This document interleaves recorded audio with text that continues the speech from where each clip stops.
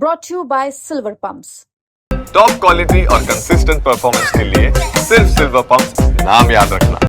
विनय न मानत जलध जड़ गए 3 दिन बीत, बोले राम सकोप तब भयबिन होए न प्रीत। Director general of military operations के प्रेस कॉन्फ्रेंस में ये बात तीनों मुखियाओं ने भारत के जनता के सामने रखी है। तो क्या प्रीत के लिए भारत को भय दिखाना ही पड़ेगा? आज मैं आपसे रूबरू हुआ हूं इसलिए कि बताऊं कि पिछले 5 दिनों में मैंने भारत पाकिस्तान सीमा पर जैसलमेर में सरहद के पास क्या देखा है, क्या लोग सोचते हैं, क्या युद्ध की तैयारी थी, किस तरह से लोग गुस्से में थे, फिर किस तरह से डर पैदा हुआ, खौफ से सब्र आया और सब्र से अब इंतजार की इंतहा है। मगर इस बीच देश क्या सोच रहा है, सेना क्या कर रही थी और क्या कुछ गुजरा है, इसको लेकर हम आपसे चर्चा करेंगे। जयपुर से मैं निकला था 6 मई को, क्योंकि ऑपरेशन सिंदूर के बाद भारत सरकार ने कहा था कि 7 मई को हम जैसलमेर के आसमान में युद्धाभ्यास करेंगे। उस दिन मॉक ड्रिल भी होगी और इसके अलावा वायुसेना अपनी मारक क्षमता को लेकर जैसलमेर के आसमान में अभ्यास भी करेगी। जैसे ही हम जैसलमेर पहुंचने वाले थे, खबर ये आई आधी रात के बाद कि भारत की सेना ने एयर स्ट्राइक करके आतंकी ठिकानों को नेस्तनाबूद कर दिया है। बस खबर तो इतनी भर थी, मगर पूरे देश में ये खबर फैली कि भारत ने पाकिस्तान को ठोक दिया है और युद्ध की शुरुआत हो गई है। यानी भारत की जनता मानकर बैठ गई कि बस युद्ध होने ही वाला है, क्योंकि जिस तरह का एक आवरण नेताओं का आचरण और देश की जनता का गुस्सा, सब कुछ का एक कॉकटेल मिलकर ऐसा दिखा रहा था कि बस युद्ध होने ही वाला है। मगर इसके बाद जब मैं जैसलमेर पहुंचा तो यहां पर देखा कि सेना का कोई मूवमेंट नहीं है। स्ट्राइक कोर भी नहीं आई है भोपाल से, जोधपुर की कोर भी नहीं आई है, कहीं भी कोई न टैंक का मूवमेंट है, न आर्मी की मूवमेंट है, न लैंड माइन्स बिछाई गई है, न ट्रेनें आ रही है। सब कुछ सामान्य था जैसा आम दिनों में होता है। मगर तभी दिन में ये खबर आती है कि भारत ने लाहौर में वायुसेना के ठिकाने को पाकिस्तान के नष्ट कर दिया है। उसके बाद ये कहा गया कि शाम को ब्लैकआउट रहेगा, क्योंकि भारत सरकार यह मानकर चल रही थी कि प्रतिक्रियावश कुछ हो सकता है। शाम को जैसलमेर के हनुमान चौराहा पर हम ये खड़े थे दिखाने के लिए कि ब्लैकआउट कैसा होता है, क्योंकि 1971 के बाद पहली बार सरहदी इलाकों में ब्लैकआउट हो रहा था, बत्तियां काटी जा रही थी और सरहदी इलाके में लोग शाम से ही अंधेरे में डूब रहे थे। जैसे ही हम ये कवरेज दिखाने के लिए खड़े हुए कि जैसलमेर अंधेरे में डूब गया है, जैसलमेर के आसमान में ऐसा लगा कि मेघ गर्जना हो रही है और साथ के साथ दिवाली भी मनाई जा रही है।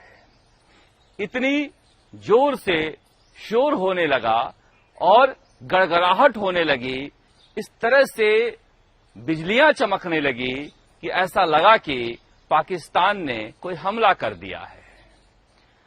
सायरन बज उठा और ऐसा माहौल हो गया, भागो भागो भागो, पाकिस्तान ने अटैक कर दिया। मैंने अपने जीवन में पहली बार देखा था, कभी युद्ध के मैदान में उतरा ही नहीं था, ना कभी युद्ध का कवरेज किया था।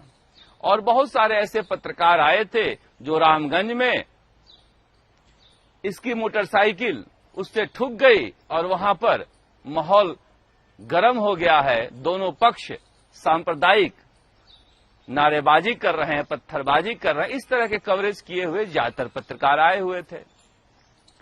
अब ऐसे माहौल में 54 साल बाद जैसलमेर की एक पीढ़ी भी बदल चुकी थी। देखते ही देखते ऐसा दहशत हुआ कि एक साथ 5-5, 10-10 स्वार्म, जिसको बाद में हमने जाना ये स्वार्म ड्रोन अटैक था, एक साथ 5-5, 10-10, 15-15 आकाश गंगा की तरह ये ड्रोन आ रहे थे। और इधर से जब एयर डिफेंस गन के जरिए मारकर गिराया जा रहा था तो उन आवाजों से पूरा जैसलमेर कौंध जा रहा था। ऐसा लग रहा था कि अब कुछ भी नहीं बचेगा।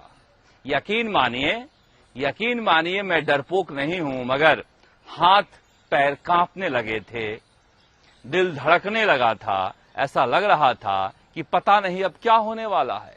गुप अंधेरा, कुछ भी नहीं कहीं, लोग सहमे हुए, अपने घरों में बैठे हुए। युद्ध की विभीषिका भले ही न देखी हो, मगर उसका अंदेशा कितना खतरनाक होता है, कितना डरावना होता है, मैंने देखा जैसलमेर के लोगों के साथ।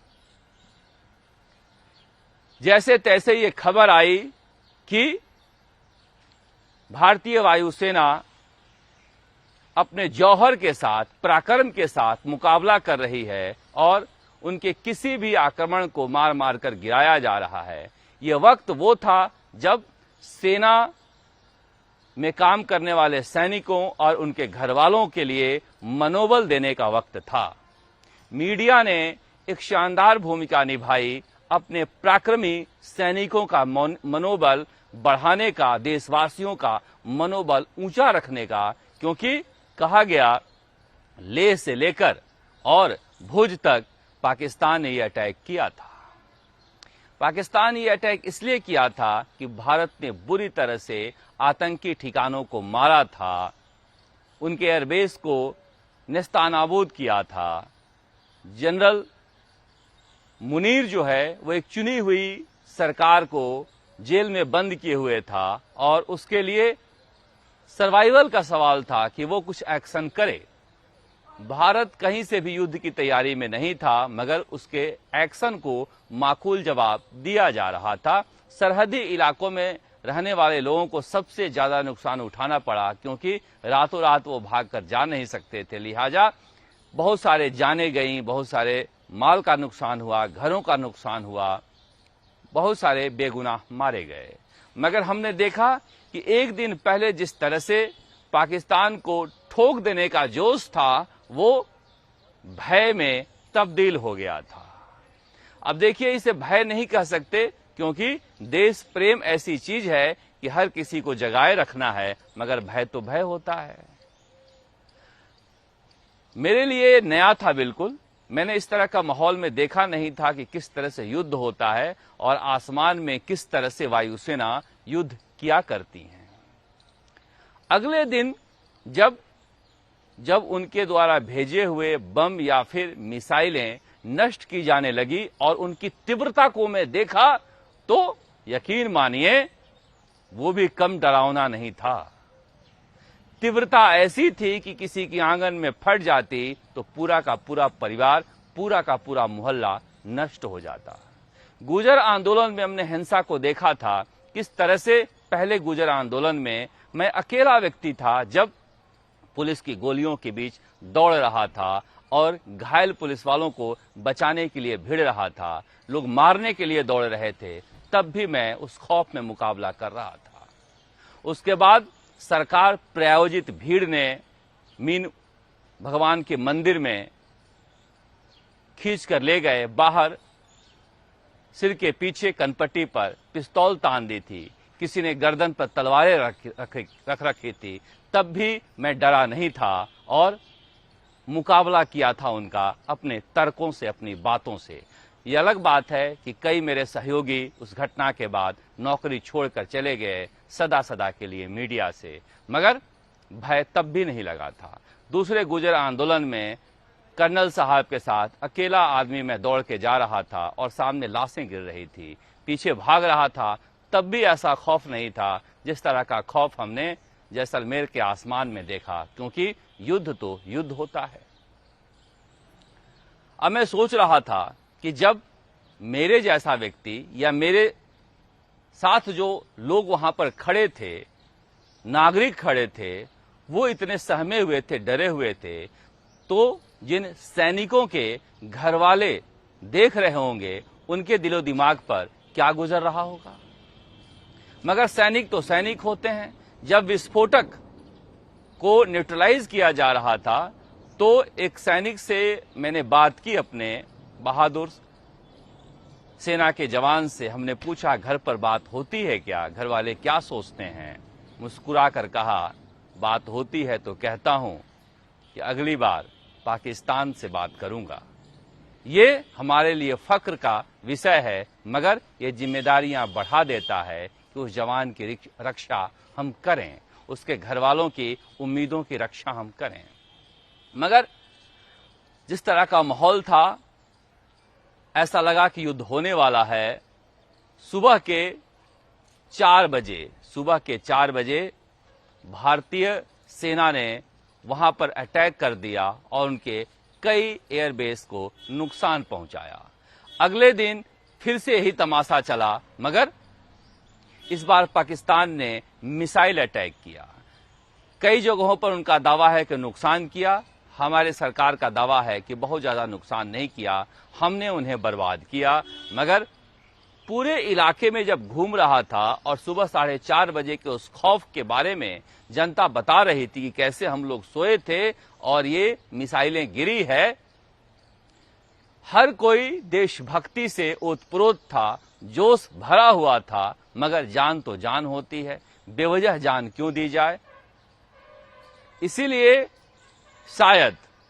शायद पाकिस्तान के हुक्मरानों ने भी सोचा होगा कि अगर भारत गुस्से में प्रतिक्रियावश हमला करता है तो हमारे लिए बच पाना मुश्किल है, क्योंकि पाकिस्तान छोटा देश है, भारत के लोग मरते मरते भी बहुत लोग जिंदा रह जाएंगे। ऐसे में उन्होंने अमेरिका से गुहार लगाई। कई लोग यह भी कहते हैं कि उनके परमाणु ठिकानों तक भारत पहुंच गया था और अमेरिका को कहा कि हम नष्ट करने ही वाले हैं, वहां की जान माल की जो क्षति होगी उसके जिम्मेदार हम नहीं हैं, क्योंकि परमाणु अप्रसार संधि पर हमारा हस्ताक्षर है, इसलिए बता रहे हैं। और फिर ट्रंप ने पाकिस्तान को समझाया, सब लोगों ने दबाव डाला और उसके director general of military operation ने फोन करके भारत के director general of military operation से बात की और युद्ध विराम की घोषणा हुई, सीज फायर की घोषणा हुई, जिसे अपुष्ट सूत्रों ने भारत सरकार की तरफ से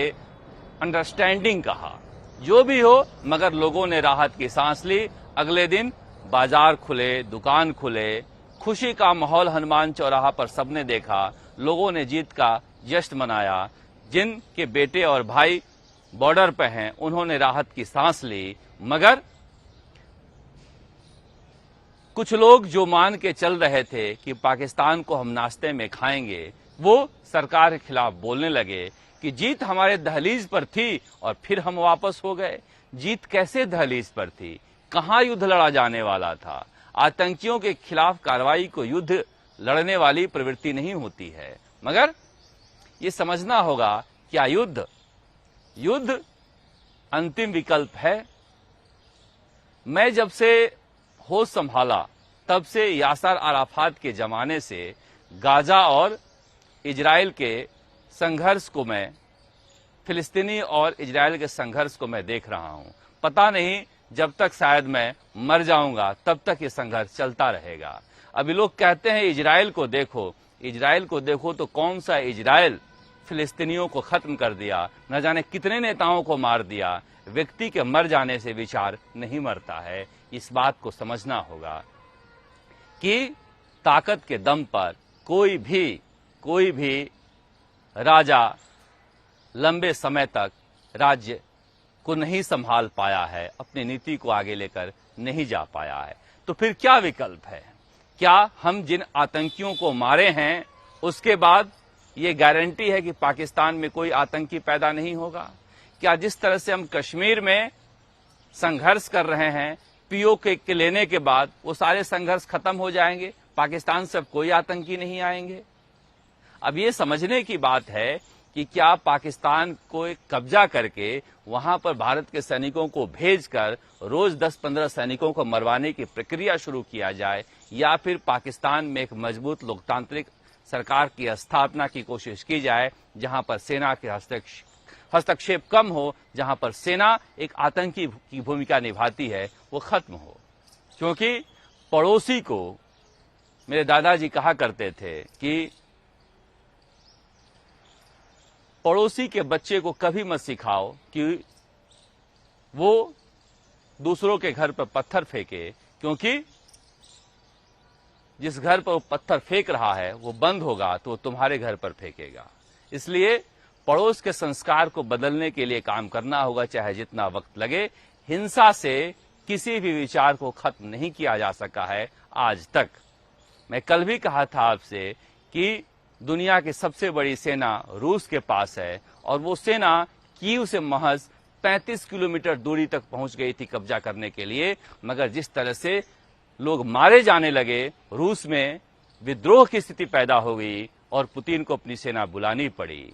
जिस डिफेंस सिस्टम को लेकर सुदर्शन चक्र हम कह रहे हैं वो लेकर रूस बैठा है, और एक मामूली सा देश जो परमाणु शक्ति से संपन्न नहीं है, जेलेंस्की, उसने नाक में दम कर रखा है और अब पुतिन बातचीत के लिए न्योता दे रहे हैं। कोई दुनिया में एक ऐसा युद्ध नहीं है जो बिना बातचीत का खत्म हुआ हो। युद्धोन्मादी जो व्यक्ति हैं उन्हें समझना होगा युद्ध कोई विकल्प नहीं होता है। जब तक इस बात को नहीं समझेंगे तब तक वो इस तरह की बातें करते रहेंगे। आज एक मंत्री के पीए का सुबह सुबह फोन आया, उन्होंने कहा कि मोदी डर गया। मैंने कहा कैसे? पाकिस्तान में घुस जाना चाहिए था। हमने कहा कि तुम्हारी जेब में 2-3 ट्रांसफर के लिफाफे होंगे, कई ठेकेदारों से तुमने आज सुबह मिलने का वक्त ले लिया होगा, मगर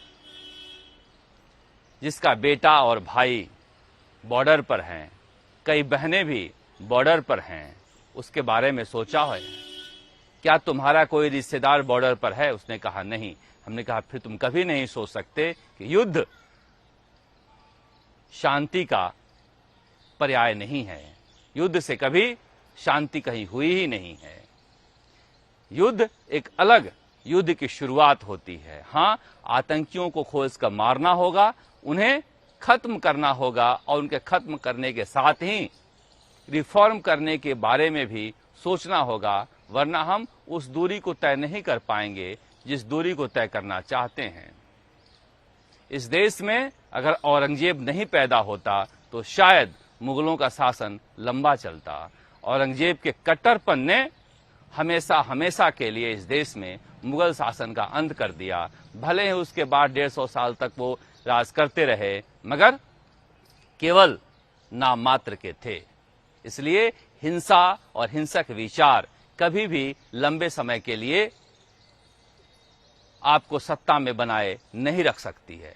मुझे देखकर आश्चर्य होता है कांग्रेसियों के लिए कि इन दिनों वो मांग कर रहे हैं कि पाकिस्तान को मुंहतोड़ जवाब दिया जाए, और मैं उन सारे लोगों के सोशल मीडिया के आईडी चेक करके देखता हूं जो लोग कह रहे हैं मोदी डर गया, पाकिस्तान से युद्ध क्यों नहीं हो रहा है। दरअसल वो कांग्रेस के लिए सपोर्ट करते हुए नजर आए मुझे भूतकाल में। मुझे लग रहा है कि प्रधानमंत्री नरेंद्र मोदी कहीं इन लोगों को अपने चंगुल में तो नहीं फंसा रहे हैं कि सारा देश एक साथ मांग करने लगे युद्ध हो, और जब युद्ध हो तो कोई न कहे कि मोदी ने मरवा दिया। और अभी इस तरह के हालात पैदा नहीं हुए हैं, इसलिए मोदी अक्सर ऐसा ये काम करते हैं कि जो काम करना चाहते हैं वो सामने वाले से ही बुलवा लेते हैं, और फिर सामने वाला जब वो काम हो जाता है तो कुछ भी कहने के लायक नहीं होता। इसलिए गांधी की पार्टी को गांधी के विचारों के साथ रहे तो ज्यादा बेहतर है, वरना मैंने कहा था ना कल, शेख से मस्जिद गई, पंडित से बूतखाना गया, इसी तरह के हालात पैदा हो जाएंगे। जैसलमेर से हम लौट रहे हैं क्योंकि अब ऐसा लग रहा है कि शांति हो जाएगी, मगर ये शांति अस्थायी नहीं है। बहुत जल्दी हो सकता है कि भारत और पाकिस्तान एक बार फिर से युद्ध के मैदान में लौटें, क्योंकि युद्ध अपने कंधे पर लिए लोग कभी भी शांति के बारे में सोच नहीं सकते और पाकिस्तान में ऐसे ही लोग सत्ता में हैं जिन्हें लगता है कि पाकिस्तान की जनता को बरगलाकर भारत के खिलाफ नफरत का बीज बोकर हम सत्ता में रह सकते हैं। ये आज की बात नहीं है। जब से पाकिस्तान आजाद हुआ, अयूब खान, याह्या खान या फिर आप जियाउल हक, परवेज मुशर्रफ और मुनीर, वहां पर कैसे लोकतंत्र स्थापित हो उसके बारे में भारत को ज्यादा चिंता करनी चाहिए, ना कि पाकिस्तान के कितने टुकड़े हो इसके बारे में सोचना चाहिए। वो टुकड़ा कभी भी भारत के खिलाफ खड़ा हो सकता है, जैसा कि बांग्लादेश इन दिनों खड़ा हो गया है, जिसको इंदिरा गांधी ने बनाया था, यह कहकर प्रचारित किया जा रहा है। हो सकता है कि वो फैसला भी गलत साबित हो भविष्य में, क्योंकि नफरत हमेशा से नफरत पैदा करती है, प्रेम हमेशा प्रेम पैदा करता है। इसलिए उम्मीद है कि अब शांति होगी, लोग अपने घर बार में लौट आए हैं, कारोबार अपनी पटरी पर लौटेगा।